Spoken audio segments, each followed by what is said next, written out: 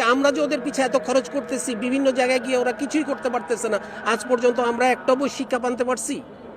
কোনো একটা জায়গায় আমরা কতটুকু কি করতে পারছি? আমরা তাহলে তো প্রত্যেকবারই আমরা বলতে পারি যে তোমরা খেলতে পারো না, তোমাদের পিছে যা খরচ করছি এটার তোমরা এবার তোমাদের কাছ থেকে আমরা নিতে থাকি, ফেরত দাও।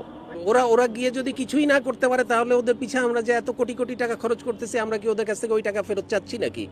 অ্যাজিউম শব্দের অর্থ জানেন? S U me. Bangladesh cricket বোর্ডের কোনো ক্ষতি হবে না, ক্রিকেটারদের ক্ষতি হবে। ক্রিকেটারদের ক্ষতি হবে তার কারণ হচ্ছে যে ক্রিকেটাররা খেললে প্রতিটা খেলায় তারা এক ধরনের ম্যাচ ফি পায়।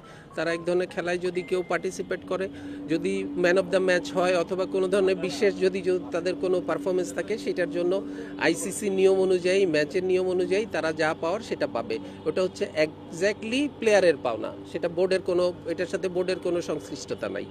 মানে বোর্ডের এখানে লাভ বা ক্ষতি কোনো কিছু নাই। বাংলাদেশ এখানে খেলুক বা না খেলুক, এখানে বোর্ডের লাভ ক্ষতির কোনো বিষয় নাই, অন্তত এই বিশ্বকাপের জন্য। ওরা গিয়ে যদি কিছুই না করতে পারে, তাহলে ওদের পিছে আমরা যে এত কোটি কোটি টাকা খরচ করতেছি, আমরা কি ওদের কাছ থেকে ওই টাকা ফেরত চাচ্ছি নাকি? চাচ্ছি? এই প্রশ্নের উত্তর দেন আমাকে। এখন ধরেন যে বোর্ডটাই যদি না থাকে, তাহলে ক্রিকেটাররা থাকবে কিনা? এই প্রশ্নের উত্তর দেন আমাকে। আপনারা তো একদিক থেকে চিন্তা করতেছেন, আমার এই হাতটা আছে, দুইটা হাত আছে, এই দুইটা হাত দিয়ে আমি অনেক কাজ করি।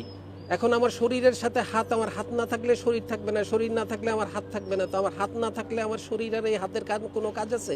একই রকম, মানে they R part and the parcel. আপনি একটা বাদ দিয়ে আরেকটাকে চিন্তা করতে পারবেন না, আরেকটাকে বাদ দিয়ে আরেকটাকে চিন্তা করতে পারবেন না। দুইটা মানে they are complementary, they are not against each other. 27 সাল পর্যন্ত আমাদের রেভিনিউতে কোনো কিছু হ্যাম্পার করবে না, কারণ হচ্ছে 2022 সালে যে আইসিসির ফাইন্যান্সিয়াল মিটিং হয়েছে, সেই মিটিংয়ে that has already been set.